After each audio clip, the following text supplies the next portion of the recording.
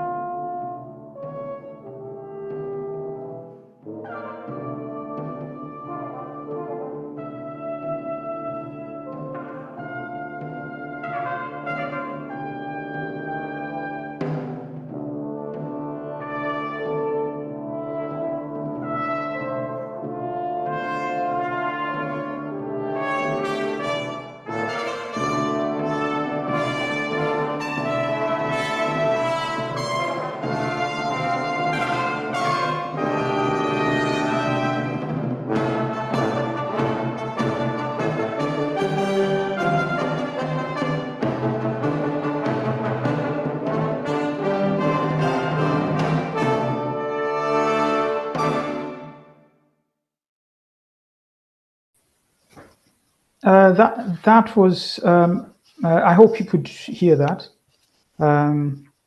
That's a brass septet and percussion piece of music that I wrote, and the inspiration of that were the rhythms that you can hear, the drumming rhythms that you can hear. The rhythms themselves are inspired by music from the coastal province of Kenya. They are not an imitation of the rhythms of the coastal province, the Mijikenda people. They're not an imitation. They were inspired by. If you could see the screen as well, though, it was talking about call and response. So in that, in this case, the trumpet in this recording, there was a piccolo trumpet that was doing the call, and the response was from the rest of the brass. The untuned percussion were creating the rhythms. However, all those things are not the important things, in my opinion. It's not that there was a trumpet playing, or there was a brass septet, or there were percussions. From my perspective, is that there was music that was creating or trying to draw a scene, create a scene of people dancing somewhere in Kenya or anywhere in the world, and they're dancing in a communal setting, and everyone is having a good time and moving to the music. In other words, Pumbumbum Peh is not about a brass septet with a percussion. It is not classical music. It is music that is creating a scene, creating a picture, a mental picture, audio picture, or however you want to imagine it. The only thing that is different is the tools that are being used to create this picture. Instead of being a paint and a toothbrush, paint and a brush, or a I don't know, a sculpture's chisel. It just happens that there were trumpets and some trombones and some horns and some untuned percussion.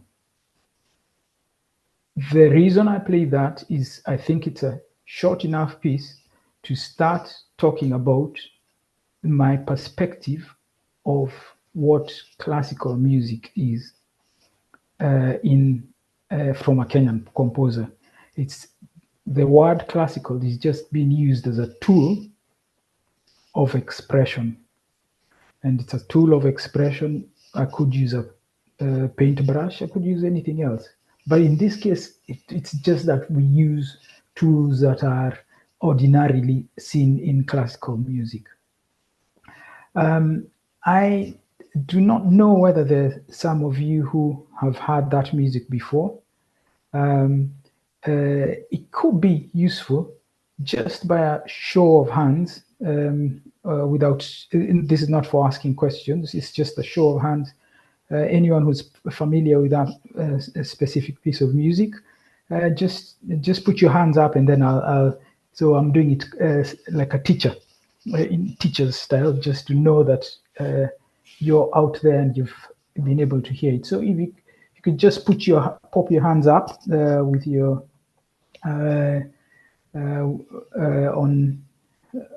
using whatever platform you're using, that will be helpful. And you just keep your hands popped up, and then I'll ask you to put your hands down at the right time. Thank you, Kefa. Oh, yeah, I can see Kefa there. I think you might have played that at some point. Yeah, so just keep your hands up for any of you who've heard that before, because it becomes useful. Daniel has introduced me, I've introduced my music through one piece of music. You've heard the abstract. So it might be useful for me actually to say who this Njane Mugambi person is. I'm a Kenyan, born and bred in Kenya. As mentioned before, I have had a long service, well, relatively long. There are other people who've had longer in music in Kenya. So over 3 decades as in composition or in education, in performance. I will quickly go through some of the things that I mean when I say a musician. As a musician, I do play. I'm a clarinet player, and as a clarinet player, I've played with orchestras and so on and so forth. I'm also I play an instrument called the chivoti, which is a little flute from the coast that I did actually as a minor in university, because we had to learn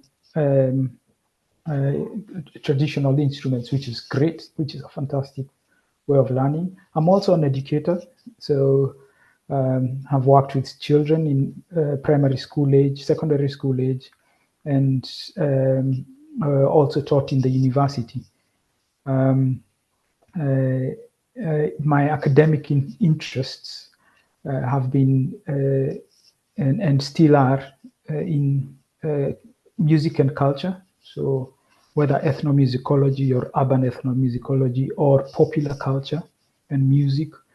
I also have a huge interest in education in music and for music purposes, and music for education purposes, which are two different things.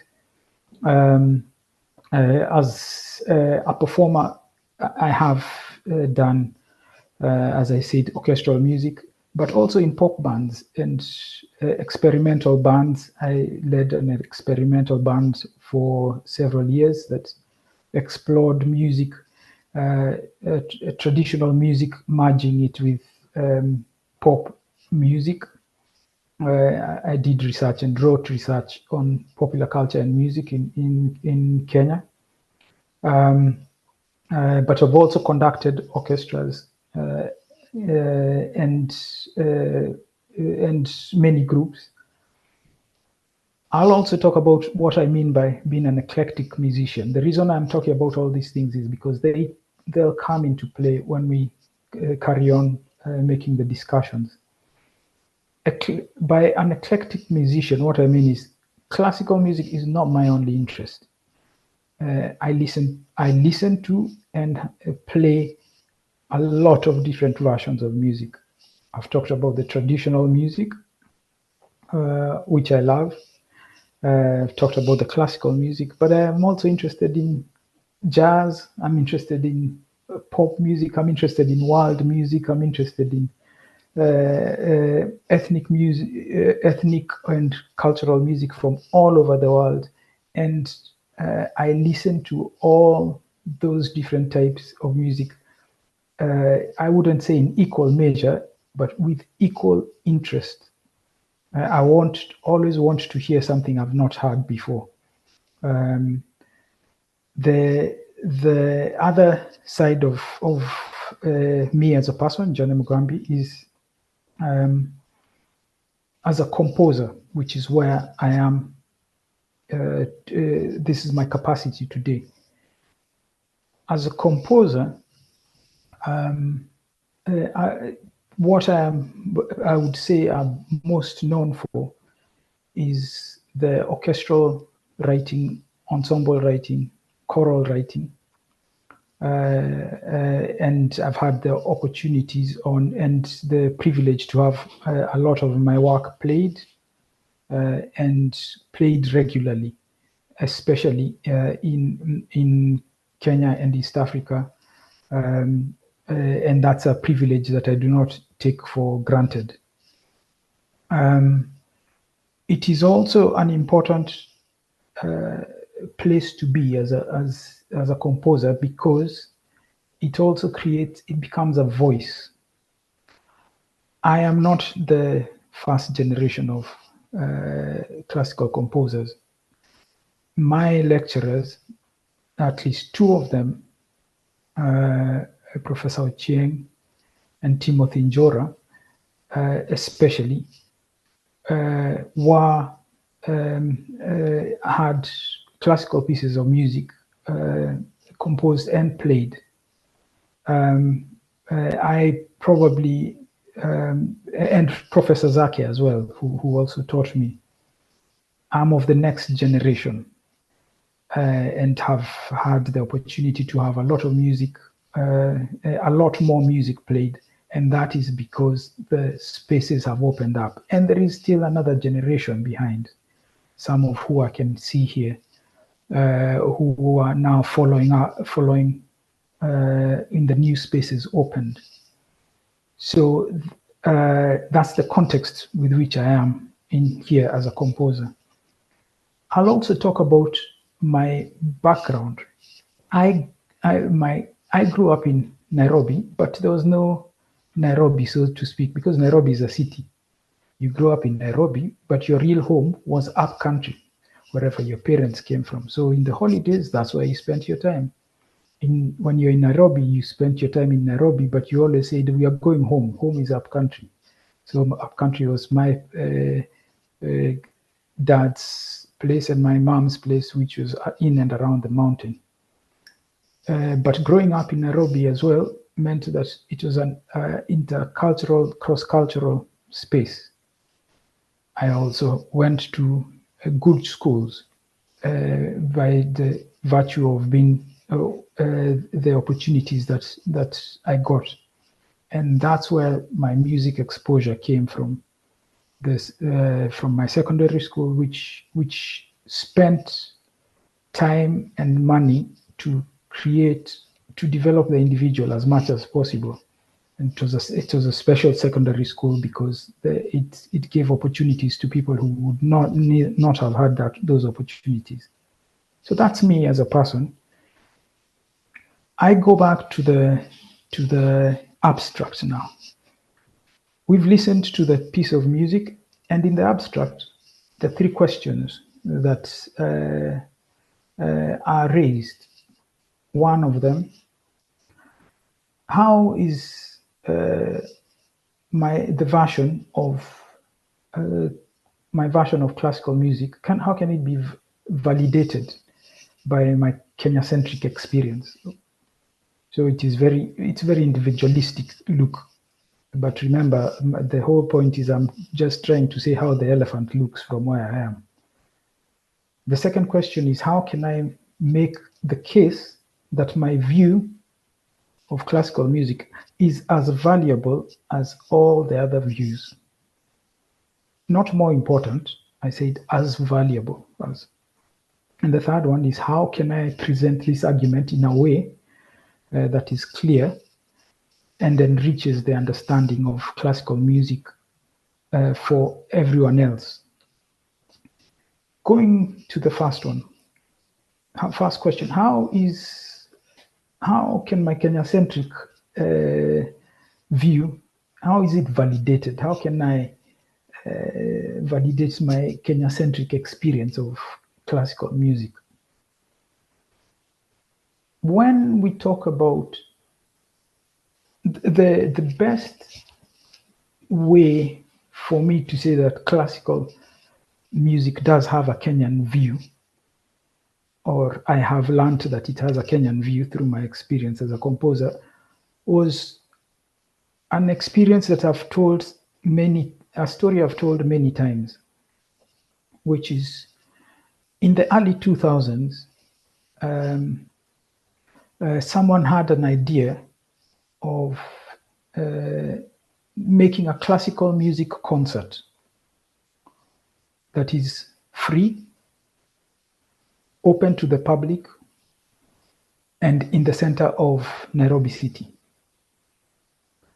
Now, the context of this was, first of all, that classical music, if you wanted to watch classical music, it has had a long tradition in Nairobi and Kenya. You would go to concerts. Those concerts would be in theaters or in spaces that would be ordinarily closed spaces, not closed by design, but closed because that was the context. So this lady who designed this was the chair of the Nairobi Music Society at the time, Valerie Kent, and she had come into the country and wanted to open up some spaces. So she called me, and we also put together several other musicians, several ensembles, and opened up the doors of the theater that was called French Cultural at this time. It's now changed the name to Alliance Française. And there were performances of different music. There's some chamber music. There were a lot of pianists playing classical music. But I decided to play. I played my clarinet and played a piece of work from an untitled sonata that I wrote. And when played that on stage, And that was that. It was a rolling concert, so people would come in and listen and walk out, because it is in the middle of the city. Just come in and listen and walk out, and that was the idea. Very informal, which I loved. When I'd come off stage, and I was standing on the side, a gentleman came and he said in Kiswahili, hiyo muziki ingine hiyo sipendi, lakini napenda vile ulikuwa unacheza muziki yetu. I will translate. He was saying in Kiswahili, oh, there was music that was playing up there. I like what you were playing, the music you were playing. You were playing our music. But this other music that was playing on stage, I didn't like it that much. So this is just someone off the street. Now, that is the biggest lesson I've ever learned. And that's why whenever I have an opportunity, I do use that as an example.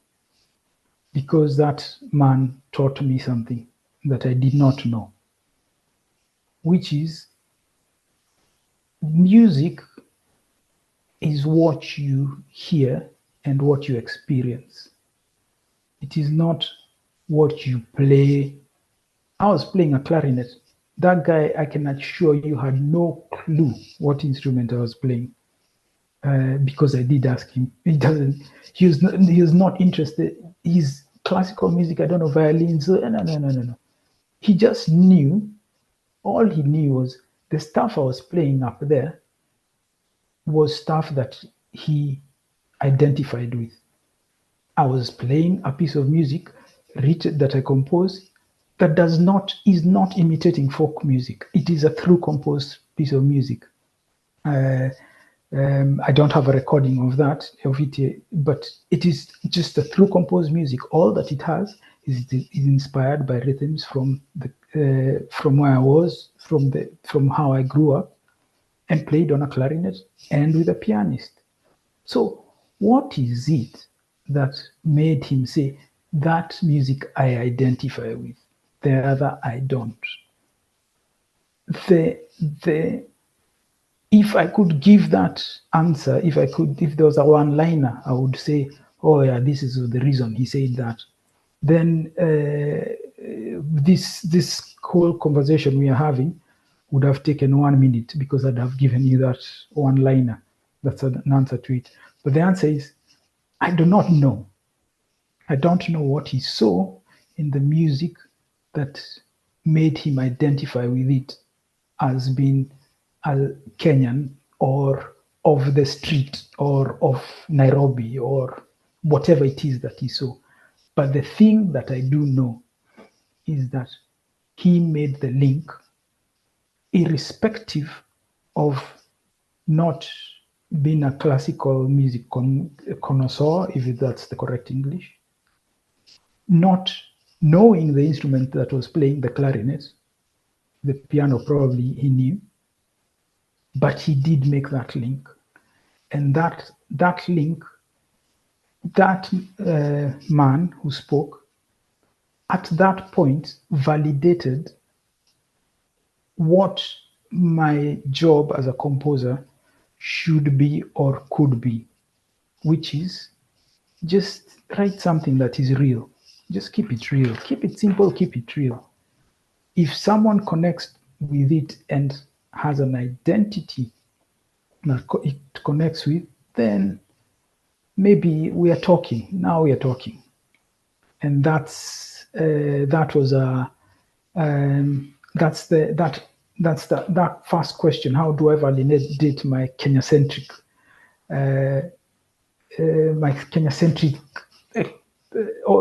point of view through writing?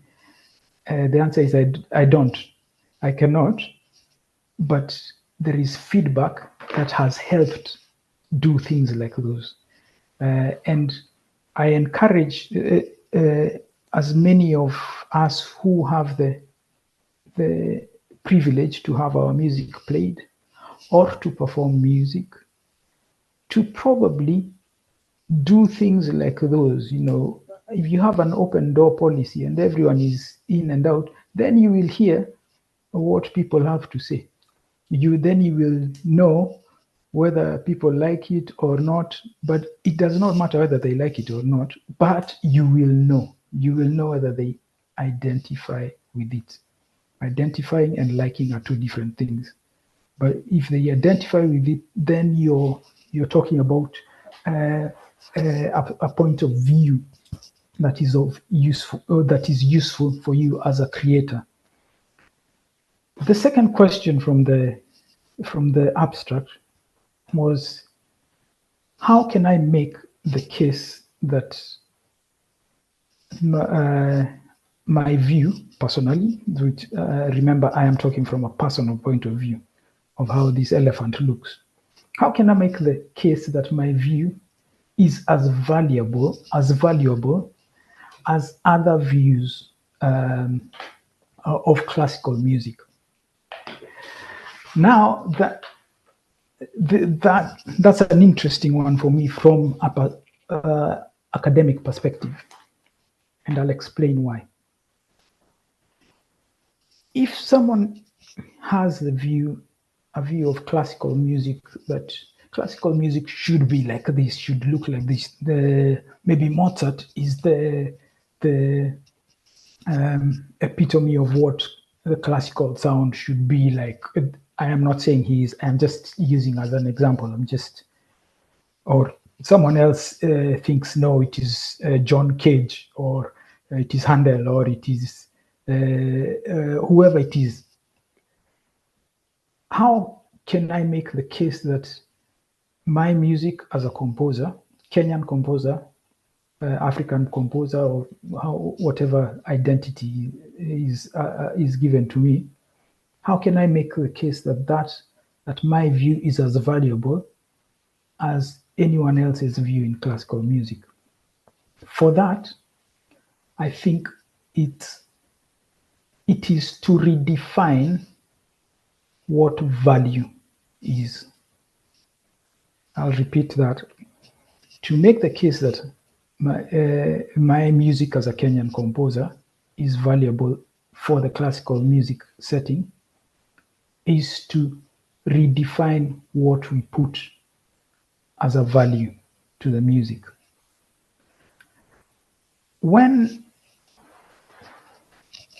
How I put the value to the music is by attaching value to the music through using the music in the context of which music was used for or is used to in our cultures, in our African culture, in Kenyan culture. Music was always attached to a value. Music was not music for its own sake.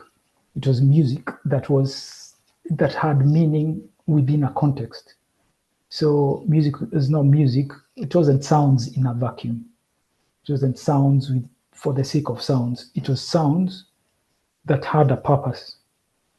So by redefining the classical music, or the music that I write in a classical context, attaching value to it that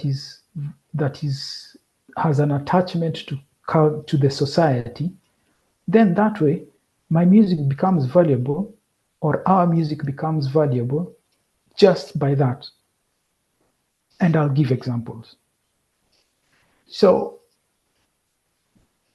a lot of the music I compose, or all the music I compose, does have a meaning, contextual, cultural meaning.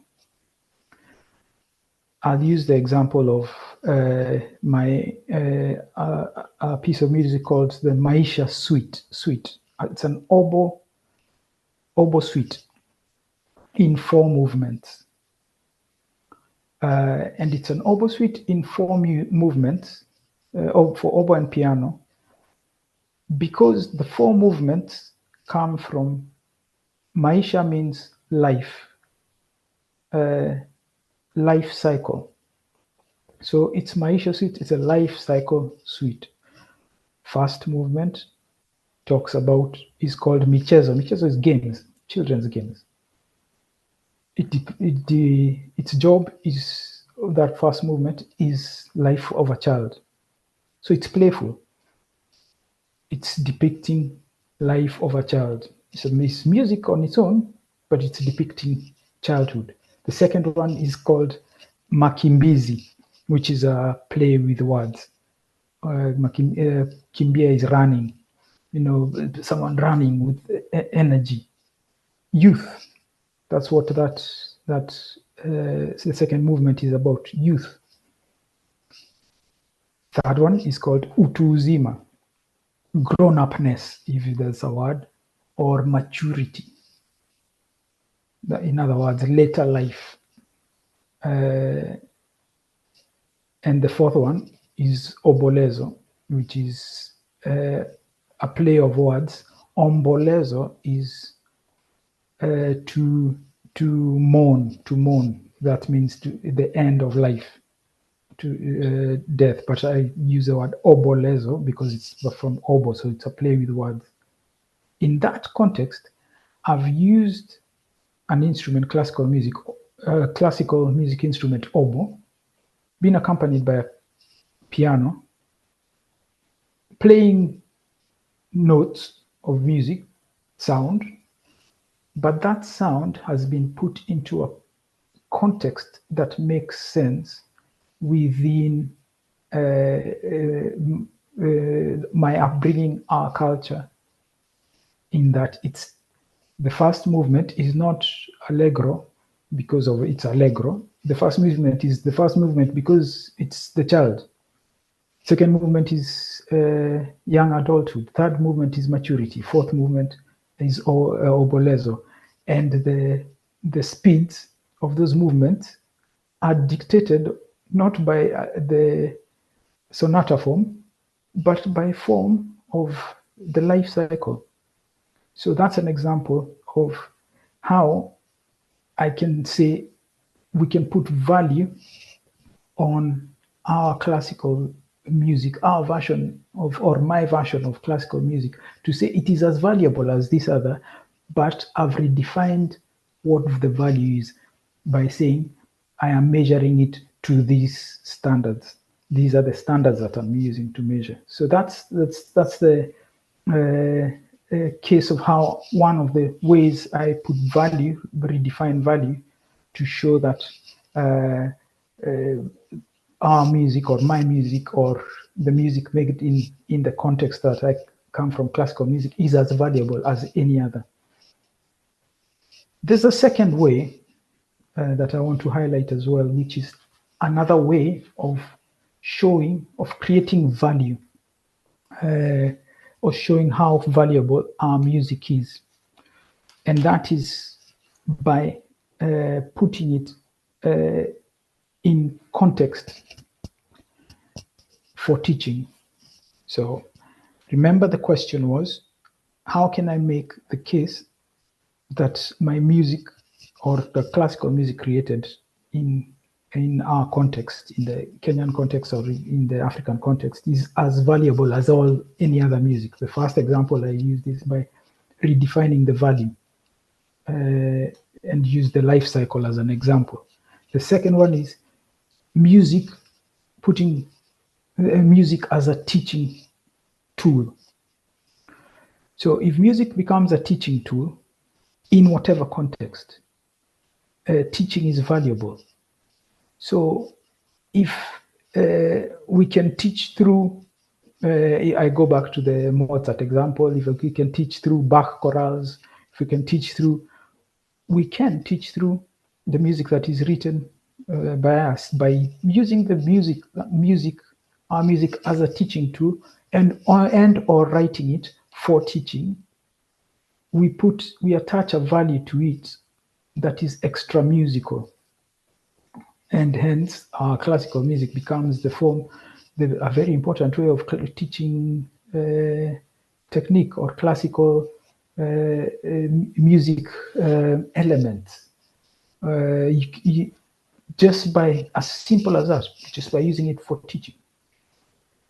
The third way that we can use music for, we can justify the importance of our music, or my music, remember I'm taking a personal look, is by attaching the music to things that are important for the society.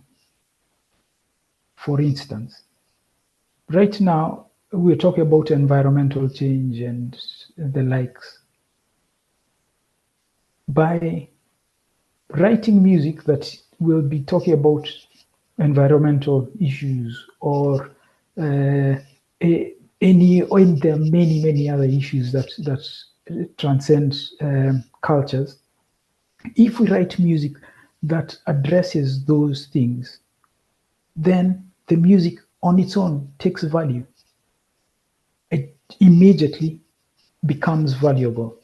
Now, so we stop talking about classical music or whatever it is. We start talking about, oh, this music is of value because it is doing this for the society. And at this point, I'd like to actually, for us to listen to another piece of music,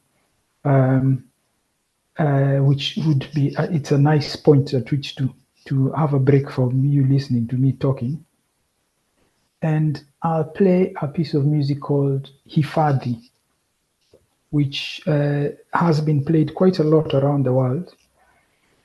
And I will play it with a video, and I'll share a video.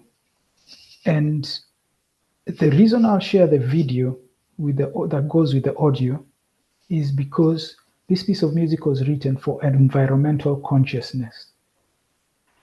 And at one point, I was writing it as a musical protest, actually, because of tree cover or forest cover was being encroached on, which was affecting the rainfall in the lower Rift Valley area. So I wrote a piece of music, but after a few years, I love traveling. I travel all over as much as I can, and I would take photos of. I like traveling very far out of the far from the beaten track or something like that. I don't know what the English form is, phrase is, but traveling and staying in places where people have not, you don't have many human beings there. Why? Because I like being in nature. And I've taken lots of photos over the years, over my travels, and I thought I'd change this and turn it into a multimedia effect. So Hifadhi is a piece of music that I wrote as a protest for. It starts with a very sad melody, which is the sadness of our environment being destroyed, and it goes into the energy of the anger of the environment being destroyed. And I put photos for that I took myself. Every single photo that you'll see on that I took myself with traveling around with my family of vulnerable spaces in and around Kenya that we need to take care of. So I'll play for you Hifadhi as a way of looking at the context of how we can give value to our music by making it do something for the world. So this is Hifadhi.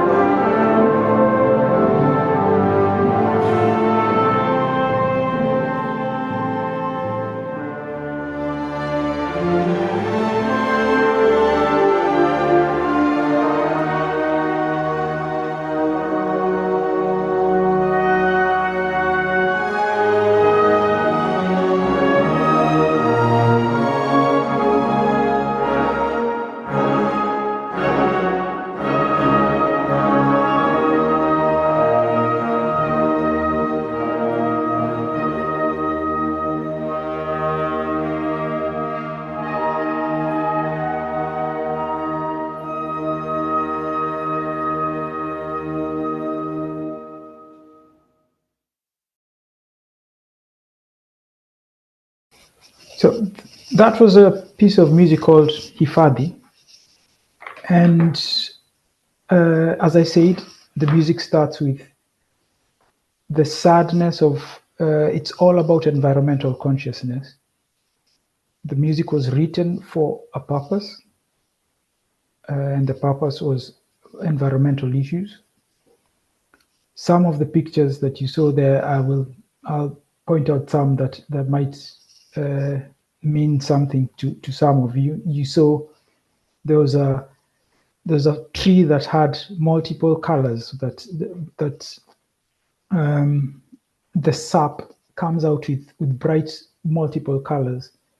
That tree, that's a very rare tree in that's found in Kakamega forest, which is in Western Kenya. That forest used to be, I understand, a long time ago, was went all the way joined in with the Congo forest.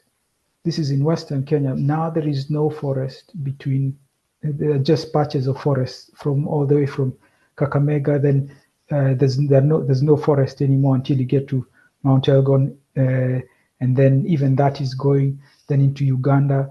Then there's some forest in the western side of Uganda and into Congo forest. Those are the realities of how our forests are going down. That piece of music is that's what it's talking about. When it's sad, it's showing sadness, the sadness of losing our environment.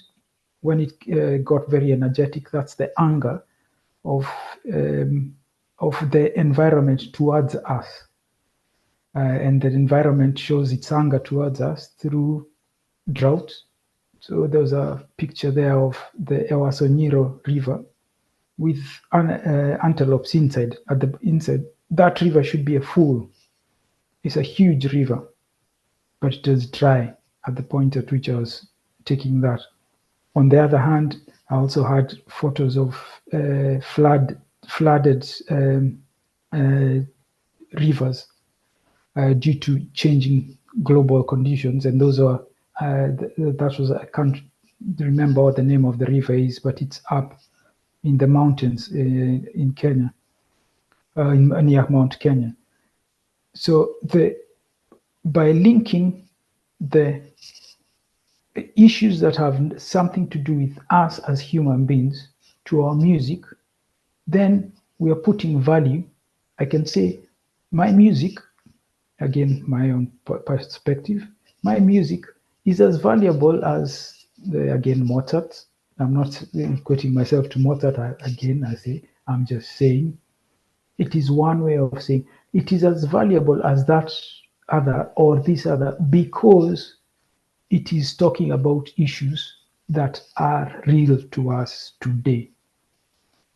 So that's the point that I'm making, the case of how we can make our music more valuable. Now, in the abstract, I raised sort of three main questions. The first one was, how is my version of classical music validated by a Kenya-centric experience? And I gave the story of the man who came after the concert at French Cultural Center in the early 2000s and said, that music is, I understand that one, that music, I get it.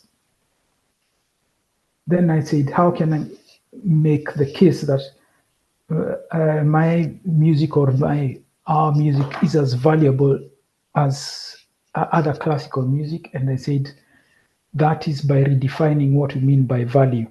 And we can redefine what we mean by value by borrowing from our culture. So I gave the example of saying, our music actually is not just, it is music that is speaking from our culture. And I gave the example of the Maisha suite, whose different movements are not allegro, adagio, and presto, three movements. The movements are defined by, because it's a Maisha life suite, is defined by the view of the life cycle from my culture.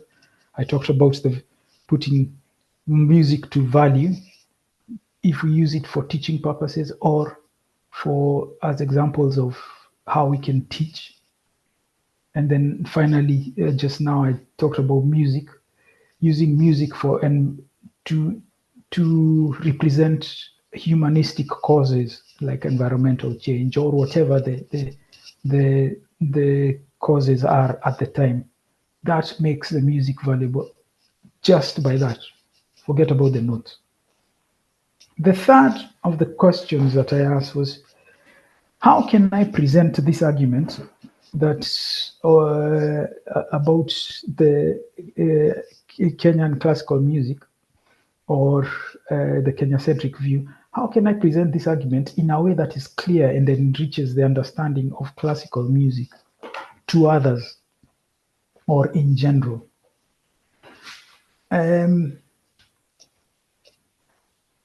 We can make the argument for an African music or for African classical music or Kenyan music by making the language understandable. And I'll put it in another way. Using familiar sounds to show unfamiliarity. So for instance, you can write African music using an orchestra. An orchestra is familiar to people who know about orchestras, but you make the orchestra the link to what they don't know, whether it's the African scales, the rhythms, the Kenyan scales, the rhythms. So we're using the orchestra or the music, orchestral instruments to make the bridge, to bridge that. We started with the first piece of music I played was Pumbumbum Peh, which was the brass septet. That was using music instruments from the orchestra, but in a call response and to draw pictures of people dancing in an African setting. So that's using familiar sounds to bridge unfamiliarity. The other way you can make clear this argument especially for people unfamiliar with the music is using familiar forms or to bridge the gap. And for this, I'll give the example of I'll use the example of my mass. I wrote a mass called Misa Amani. Now the mass has the usual things, Kyrie, you have your sanctus, all the different, the Gloria, as normal, just as a normal form of mass, of a mass. And for this, I wrote for choir and organ and orchestra, small orchestra. But I chose to use Latin, which is the traditional mass, some English text, and Kiswahili. So had Kiswahili text been sung at the same time as Latin, and sometimes all three languages sung at the same time. Now, that is an example of using a familiar form, but to bridge with unfamiliarity.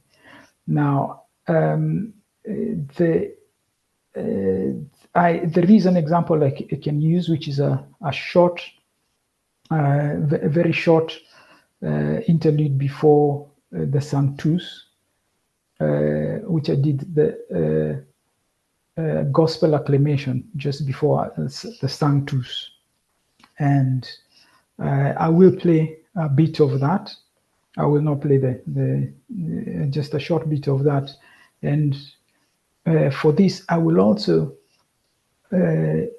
ask you to have a look at the rhythms the movement of the choir and the use of the organ and the way we're trying to use the mass, but in a Kenyan context. So I will play that for you. It's just a short version of that.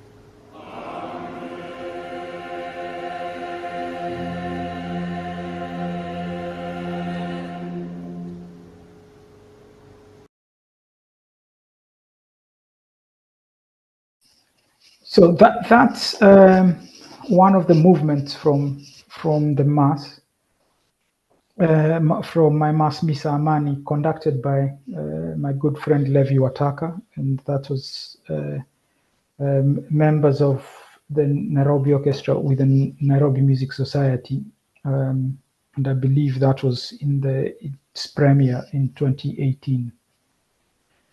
The music we were listening to there would be familiar language to someone who knows who listens to the classical mass.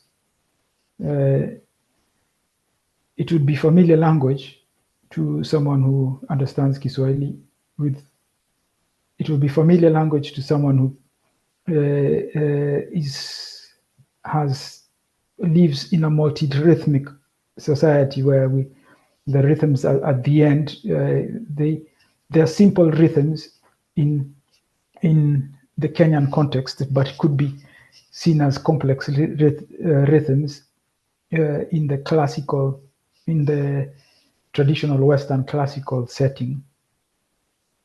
But we are using familiarity to bridge gaps from on both sides. So the mass as a form on one end for the West people who know Western classical music, and on the other, language and the rhythmic multi-rhythmic culture that is so rich with us. And by just making the music and creating the music, you're already presenting the argument and making a clear argument, making a clear bridge between the two worlds.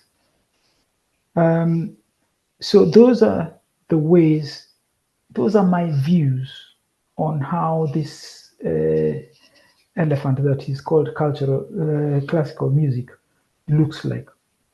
And to conclude, remember, I am looking at this from a personal perspective, which I talked about at the beginning.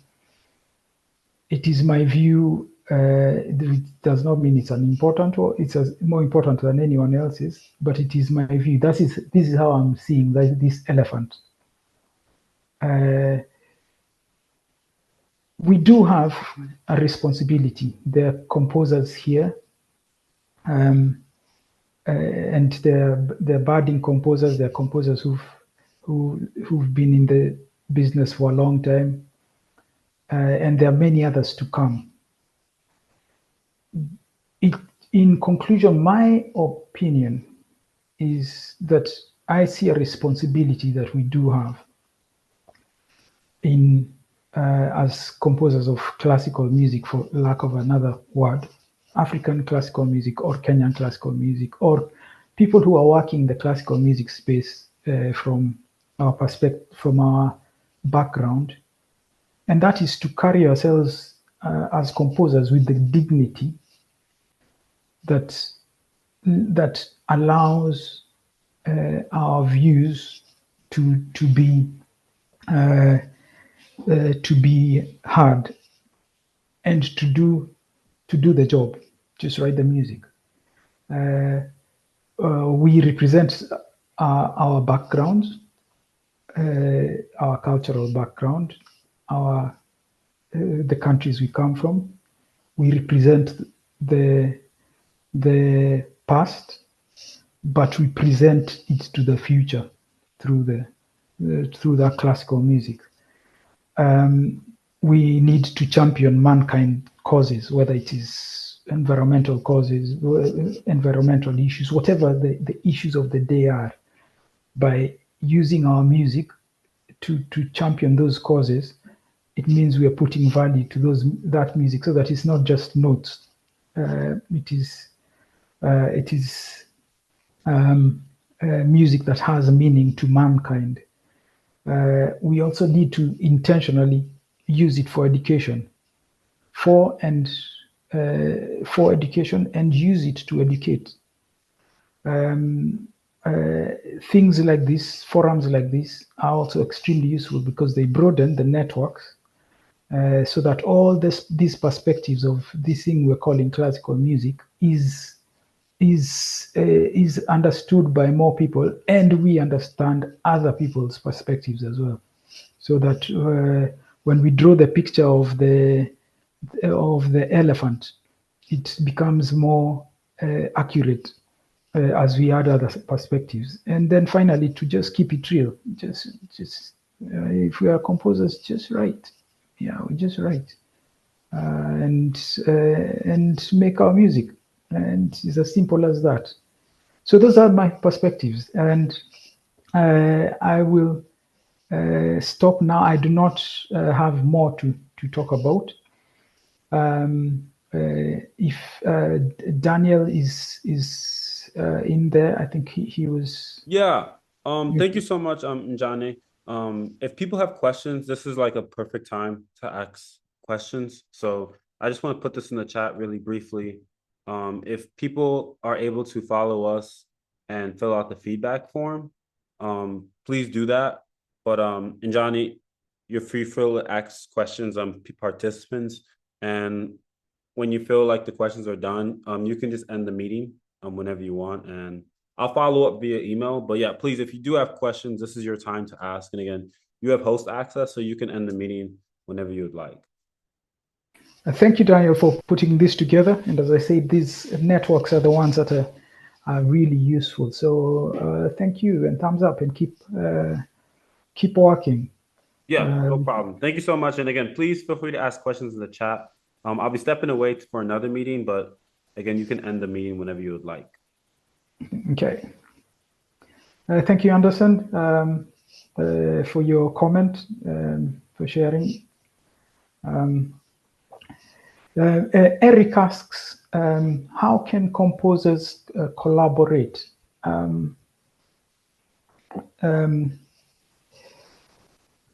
Well, there are two levels of that question. Okay, there are two levels of answering that question. When you ask how can composers collaborate in writing a piece of music, there is the functional level, which is how can me, Njane Mugambi, go to composer X and we write music together. So that's the simplistic, the simple one, and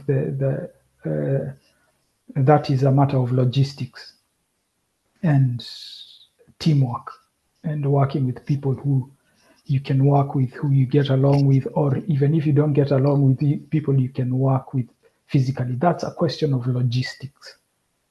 How can composers collaborate? There's a question of logistics. That's the simple one. The second side that I'm more interested in on how composers can collaborate is the philosophical level. Composers, you can only collaborate when their paths open to collaborate. The ability to collaborate with others means that you have the tools or the life skills, the tools to be able to hear what other people are saying and to articulate your own point of view, and to be able to negotiate that through collaborative writing. So that's the part that I'm most interested in. So Eric, how can composers collaborate? The first one is easy, get the logistics done. The second one is have a clear view and a voice of who you want to collaborate with from a philosophical point of view, so that when you're collaborating, you're talking at a higher level, not at the level of writing notes. It's at the level of transferring meaning through music. Sarah, thank you very much. I appreciate your thanks. And then, as we are very far from Europe, how do you get the attention from the musicians from Europe enough to play your music? Okay. As I said, I've been writing for several decades. It's taken several decades for the attention, and the attention came through consistent writing and consistent performances, and the first pieces of music were probably played, I can't remember, probably in 1999, and since then my music has been played fairly regularly, and much more so regularly in the past 15 to 20 years in concerts in Nairobi, in East Africa, and then the word travels, and people travel with the music, and so it's just a matter of doing it. Just do it. Just write, and write a lot, and that's how the attention has come from outside the African borders, Anderson. So Then Liz, I really love your music, especially Hifadhi, that touch on environmental issues. Is there somewhere that we can access your music? I have written a work on ocean pollution, fantastic, and would like to take these ideas further. Looking at your music would be interesting. So you're talking about scores. I am assuming you're talking about the scores of music. The music is self-published, but it is possible to get, if you get in touch with me, that can be of use. And I will share an email address that can be of use, that you can use.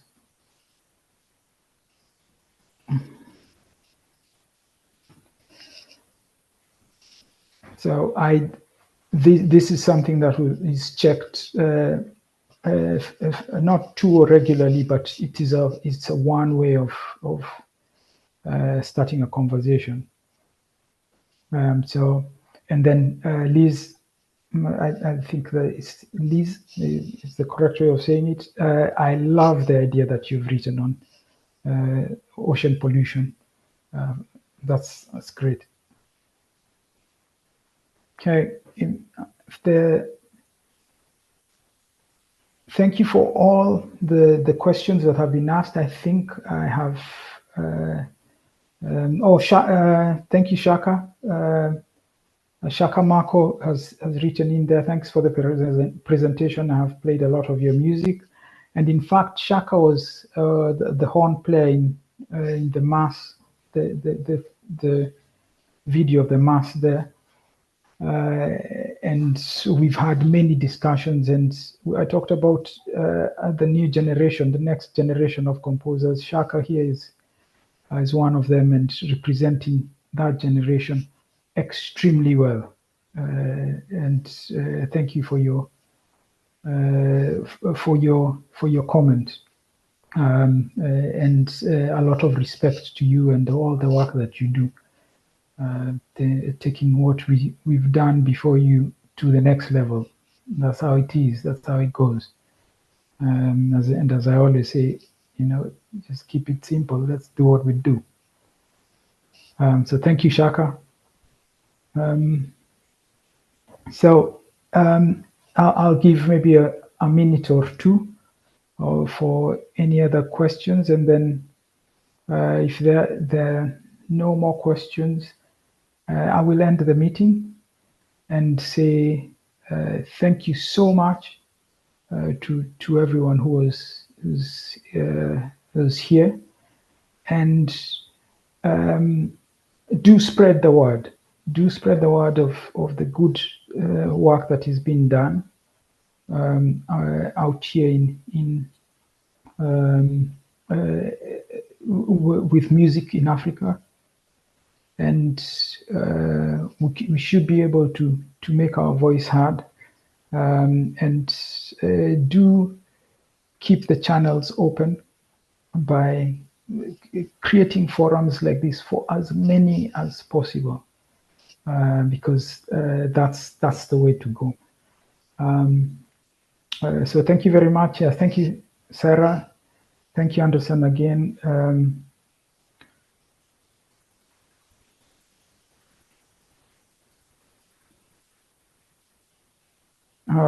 So Anders, and yeah, thank you, Ferdinand as well, writing from Burundi.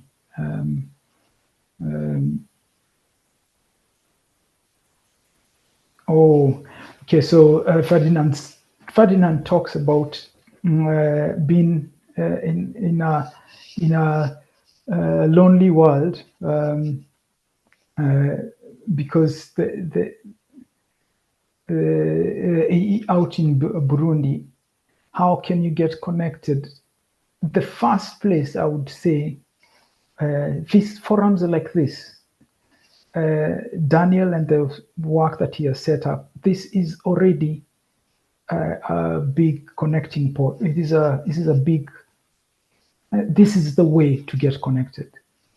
So Daniel reached out to me and his team, and that was because someone else had reached out to him, and because someone else had heard about that, and me, and that's how connections are made. So my immediate suggestion to you, Ferdinand, is the minute this meeting ends, write to Daniel, say thank you, and I want to get connected to more of these forums. That's how it happens. It goes it's just one connection at a time. And if you're writing music or if you're playing music, do it regularly. Yeah. Okay. Thank you very much. I will end the meeting now, and thank you so much for all for participating. And lovely to see you all.